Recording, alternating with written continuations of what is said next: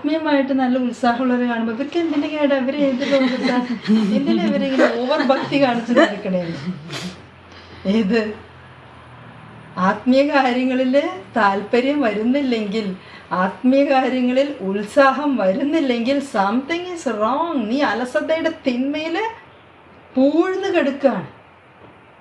ഇപ്പം ഞങ്ങളോട് തന്നെ കുറേ പേര് പറഞ്ഞിട്ടുണ്ട്, എന്തിനാ ഈ ഓവർ ഭക്തി? ഓവർ ഭക്തി എന്തിനാ? നീ ഭക്തി ഓവർ ആവൂലേ? എന്തിനാ ഇങ്ങനെ എക്സ്ട്രീം ഒക്കെ പറഞ്ഞുകൊണ്ട് നടക്കണേ? എന്തിനാ ഈ എക്സ്ട്രീം ഒക്കെ ചെയ്തുകൊണ്ട് നടക്കണേ? എന്തിനാ അത്ര പെയിൻ എടുക്കണേ എന്നൊക്കെ ചോദിക്കുന്നു. അപ്പോൾ just one sentence I said, ഒരു വാക്യം, എന്താ അത്? ഹെവൻ എന്ന് പറയുന്ന ഒരു എക്സ്ട്രീം അല്ലയോ?